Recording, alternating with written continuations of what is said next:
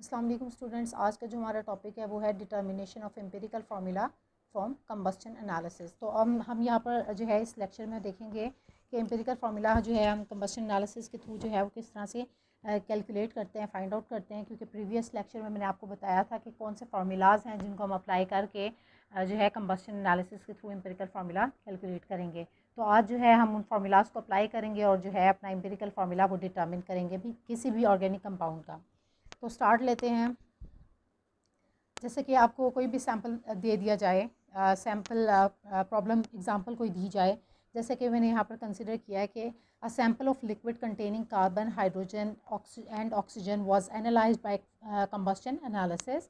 0.5439 grams of the compound gave 1.039 grams of carbon dioxide. ये आपका organic compound है जिसको हमने कंबस्शन एनालिसिस के थ्रू जो है क्या करना है, इसकी कंबस्शन करनी है। और ये आपको कितने परसेंट दे रहा है, आपको इतने ग्राम जो है कार्बन डाइऑक्साइड दे रहा है और इतने ग्राम जो है ये वाटर आपको इसमें मिल रहा है। तो आपने क्या करना है, डिटर्मिन करना है empirical formula of the compound. अब यहाँ पर अगर आप देखें तो आपको जो है यहाँ पर सबसे पहले क्या करना है कि परसेंटेज ऑफ कार्बन कैलकुलेट करनी है, क्योंकि मैथ्स जो है आपको इन वाटर का भी गिवन है और कार्बन डाइऑक्साइड का भी। तो आपने परसेंटेज पहले यहाँ पर परसेंटेजेस गिवन नहीं है, तो आपने सबसे पहला स्टेप क्या करना है कि परसेंटेजेस कैलकुलेट करनी है। तो जो कि मैंने आपको फार्मूलाज बताए हुए हैं, परसेंटेज ऑफ कार्बन के लिए, percentage of hydrogen and percentage of oxygen. तो तीनों के फार्मूलाज को हम अप्लाई करेंगे और पहले इनकी परसेंटेजेस कैलकुलेट करेंगे और फिर हम अपने एम्पिरिकल फार्मूला की तरफ आएंगे। तो स्टार्ट लेते हैं।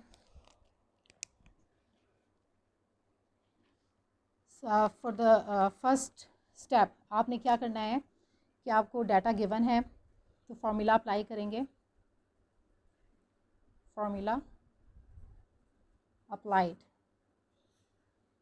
ये आपको मैसेज गिवन है और ये आपका ऑर्गेनिक कंपाउंड है जिसको हमने जो है जिसका एम्पिरिकल फार्मूला डिटरमिन करना है।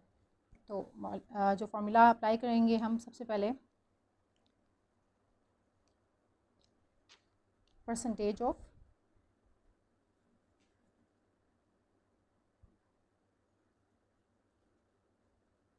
कार्बन, जो कि आपको पता है फार्मूला क्या था, percentage of carbon is equals to mass of carbon dioxide divided by mass of organic compound.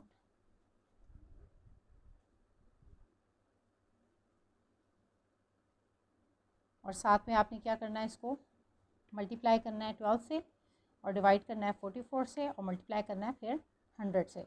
इसी तरह आपने जो है परसेंटेज हाइड्रोजन के लिए भी और परसेंटेज ऑक्सीजन के लिए भी कैलकुलेट करनी है। तो सबसे पहले हम कार्बन के लिए कर लेते हैं। मास जो है कार्बन डाइऑक्साइड का आपको गिवन है, दैट इज़ 1.039 ग्राम्स। तो आपने जस्ट यहाँ पर पुट करना है 1.039 ग्राम्स। ये मैस आपने मैस कार्बन डाइऑक्साइड का यहाँ पर लिख लिया। मैस ऑफ ऑर्गेनिक कंपाउंड आपको गिवन है, दैट इज़ 0.5439। तो ये आपने डिवाइड कर दिया इससे 0.5439 ग्राम्स। मल्टीप्लाई करना है 12 से, डिवाइड करना है फिर 44 से एंड देन मल्टीप्लाई विद 100। क्योंकि आप परसेंटेज कैलकुलेट करने जा रहे हो तो परसेंटेज जब भी कैलकुलेट की जाती है तो आप 100 से इसको मल्टीप्लाई करते हैं। तो आप जब इसको कैलकुलेट करेंगे तो आपके पास जो वैल्यू आ रही है that comes out to be 52.108। तो ये आपके पास जो है परसेंटेज ऑफ कार्बन आ गई। इतने परसेंट जो है आपको कार्बन जो है वो आपको मिल रही है। ये परसेंटेज 52.108, ये आपने परसेंटेज कैलकुलेट कर ली किसकी, कार्बन की। अब इसी तरह जो है हम परसेंटेज कैलकुलेट करेंगे हाइड्रोजन की और फिर फर्दर जो है हम मूव करेंगे परसेंटेज ऑफ ऑक्सीजन की तरफ। तो परसेंटेज ऑफ कार्बन कैलकुलेट करने के बाद हम परसेंटेज ऑफ हाइड्रोजन की तरफ आते हैं।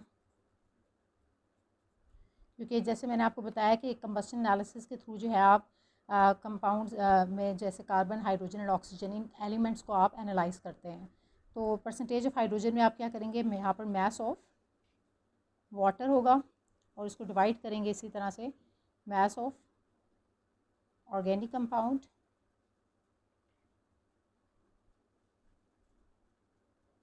मास ऑफ ऑर्गेनिक कंपाउंड और यहाँ पर इससे मल्टीप्लाई करेंगे 2.016 से और डिवाइड करेंगे 18 से and then multiply it with 100। तो आपके पास जो है मास ऑफ वाटर आपको गिवन है, जो कि कितना है यहाँ पर आप देख सकते हैं 0.6369 ग्राम्स ऑफ वाटर है। तो ये आपने क्या करना है, यहाँ पर इसकी वैल्यू पुट कर देनी है, that is 0.6369 grams. And then mass of organic compound आपको गिवन है, मास ऑफ ऑर्गेनिक कंपाउंड कितना है 0.5439 ग्राम्स, जैसे कि आपने यहाँ पर भी मेंशन किया है। अब मल्टीप्लाई कर देना हमने इसको 2.016 एंड देन डिवाइड करना 18 से and then multiply it with 100। तो अब आप इसको कैलकुलेट करें तो its value comes out to be 13.11। आप इसको कैलकुलेट कीजिएगा लाजमी 13.11। ये आपके पास जो है परसेंटेज आ जाएगी, किसकी आ रही है परसेंटेज, हाइड्रोजन की। तो हमने परसेंटेज जो है कार्बन की भी कैलकुलेट कर ली फार्मूलाज अप्लाई करके, और इसी तरह परसेंटेज जो है हाइड्रोजन की भी हमने कैलकुलेट कर लिया है। अब स्टूडेंट्स हम आते हैं परसेंटेज ऑफ ऑक्सीजन की तरफ, जो कि आपको पता है कि हम कैलकुलेट करते हैं by the method of difference. तो मेथड ऑफ डिफरेंस से अब कैलकुलेट कैसे करते हैं कि परसेंटेज ऑफ कार्बन और 100 multiply by percentage of carbon plus percentage of hydrogen, इनको आप करेंगे तो कैलकुलेट करेंगे तो इस तरह से आप जो है परसेंटेज ऑफ ऑक्सीजन भी कैलकुलेट कर सकते हैं। तो अब हम परसेंटेज ऑफ ऑक्सीजन की तरफ आते हैं। तो स्टूडेंट्स नेक्स्ट जो है हमने परसेंटेज जो है ऑक्सीजन की कैलकुलेट करनी है, परसेंटेज ऑफ ऑक्सीजन। तो वो जो जैसे कि मैंने आपको बताया कि हम मेथड ऑफ डिफरेंस से कैलकुलेट करते हैं, that is 100 minus percentage of carbon plus percentage of hydrogen. तो इस तरह से ये फार्मूला अप्लाई करके आपने परसेंटेज जो है ऑक्सीजन की भी कैलकुलेट कर लेनी है। तो क्या होगा 100 माइनस परसेंटेज ऑफ कार्बन आपके पास कितनी आई थी, दैट इज़ 52.108, ये फिर प्लस परसेंटेज ऑफ हाइड्रोजन आपके पास आई थी 13.11। तो ये आपने ऐड अप किया तो ये आप कैलकुलेट करें तो its value comes out to be 34.77। तो 34.77 जो है आपके पास इसकी जो है परसेंटेज आ गई, किसकी, परसेंटेज ऑफ ऑक्सीजन। तो इस तरह से हमने जो है percentage of carbon, percentage of hydrogen and percentage of oxygen जो है वो कैलकुलेट कर लिया है। तो अब स्टूडेंट्स हम आते हैं एम्पिरिकल फार्मूला की तरफ कि हम एम्पिरिकल फार्मूला जो है आप किस तरह से डिटर्मिन करेंगे। तो स्टूडेंट्स इस तरह से हमने जो है परसेंटेज जो है तीनों कैलकुलेट कर लिए हैं, परसेंटेज ऑफ कार्बन भी, हाइड्रोजन भी एंड ऑक्सीजन भी। तो अब जो है हम जो है एम्पिरिकल फार्मूला को डिटर्मिन करते हैं। तो हमने कहा कि कंबशन एनालिसिस के थ्रू जो है हम carbon, hydrogen and oxygen element को के परसेंटेज जो है वो हम उसको एनालाइज करते हैं। तो सबसे पहले आप यहाँ पर क्या करेंगे कि यहाँ पर लिख लें आप लोग एलिमेंट, यहाँ पर आप मेंशन कर दें परसेंटेज जो कि आपने कैलकुलेट की है। यहाँ पर आप ले लें मोल रेशो। ये स्टेप्स मैंने आप सारों को बताए हुए हैं प्रीवियस लेक्चर्स में, तो होप्स हो कि आपको पता है कि आप किस तरह से एम्पिरिकल फार्मूला कैलकुलेट करते हैं। उसके लिए स्टेप्स मैंने आपको मेंशन किए थे, 5 स्टेप्स। फिर आपने यहाँ पर मेंशन करना है atomic ratio and at the and आपने यहाँ पर लिखना है अपना एम्पिरिकल फार्मूला।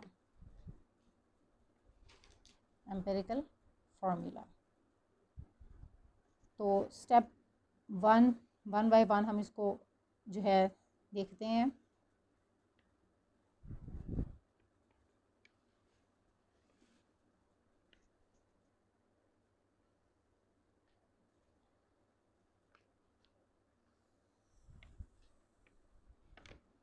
तो स्टूडेंट्स सबसे पहले आपने क्या किया कि अपना एलिमेंट मेंशन किया। एलिमेंट जो है आपका फर्स्ट कार्बन है, then hydrogen and then oxygen. तो कार्बन जो है उसकी परसेंटेज अभी हमने कैलकुलेट की है, वो कितनी आई 52.108।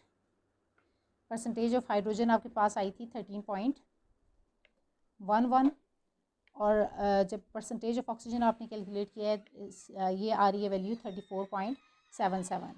ये आपने स्टूडेंट्स एक दफ़ा ख़ुद भी कैलकुलेट कर लेना ताकि जो है आपको प्रॉब्लम ना हो, क्योंकि जितनी आप कैलकुलेशन आप करेंगे ख़ुद तो उतनी ज़्यादा आपकी जो है वो प्रैक्टिस अच्छे से अच्छी होगी। तो इस तरह से कॉन्सेप्ट भी आपके क्लियर होंगे। तो 34.77 जो है वो आपकी ऑक्सीजन की परसेंटेज आ गई। अब हम जो है मोल रेशो की तरफ जाते हैं कि मोल रेशो कैसे डिटर्मिन करेंगे। तो मोल रेशो मैंने आपको स्टेप्स में क्लियर किया हुआ है कि मोल रेशो आप किस तरह से डिटर्मिन करते हैं कि आपके पास जो परसेंटेज आती है, ठीक है, तो परसेंटेज को आप उसके एटॉमिक मास से डिवाइड कर देते हैं। तो अब आपको यहाँ पर परसेंटेज 52.108 आई है, तो आपने क्या करना है कि जो कार्बन एलिमेंट है इसकी जो एटॉमिक मास से आप इसको डिवाइड कर देंगे। तो जब आप डिवाइड करेंगे तो आप यहाँ पर देखें कि आपके पास क्या मोल रेशियो आती है, दैट इज़ 52.108। इसको आपने डिवाइड कर देना किससे, 12 से, क्योंकि एटॉमिक मास कार्बन का कितना है, 12 है। तो ये आप डिवाइड करेंगे तो its value comes out to be 4.34। तो ये आपके पास मोल रेशियो आ जाएगी। हम नंबर ऑफ़ मोल्स भी कहते हैं या आप कहते हैं नंबर ऑफ़ ग्राम एटम्स। इसी तरह जो है हाइड्रोजन के लिए आप कैलकुलेट करेंगे तो वो 13.11, और इसको डिवाइड करेंगे इसके एटॉमिक मास से, दैट इज़ 1.008। तो ये वैल्यू आपके पास आती है 13.01। इसी तरह जो है स्टूडेंट्स आपने 34.77 इसको भी आपने डिवाइड कर देना ऑक्सीजन के एटॉमिक मास से। तो आपको पता है ऑक्सीजन का एटॉमिक मास कितना होता है, 16।